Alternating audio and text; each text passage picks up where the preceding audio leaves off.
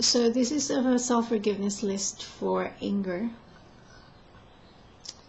which I found from www.destiny.co.za, and the self-forgiveness list before this that I did really helped me in this time when I just separated from my husband. And so I'm sharing this with you. You can also log on to my website www.onenessandequalityaslife.ning.com. Go to the groups, go to the self-forgiveness 10x or 20x. You can find the list there, the link of the list. Okay, cool. So it says, I forgive myself. In fact, I'm trying this out to see what happens. Okay, cool. Experiment. I'm experimenting. You can experiment too if you like. I forgive myself to have allowed myself to be angry with the media. I forgive myself to have allowed myself to exert this anger within me towards the media.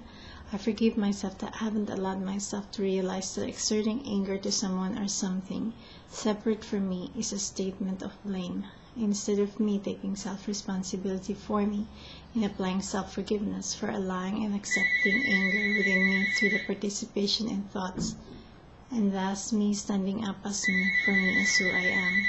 I forgive myself that I haven't allowed myself to realize that anger exists within me because I am not allowing myself to take self-responsibility for me in living self-honesty.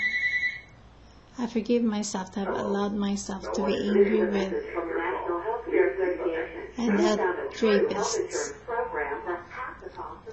I forgive myself that I've allowed myself to exert my anger towards rapists through blame.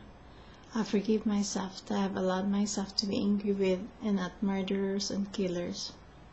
I forgive myself that I have allowed myself to exert my anger towards murderers and rapists through blame, instead of realizing that it is the systems, the mind as them, accepting and allowing this, the very same mind of system that I have accepted and allowed within me.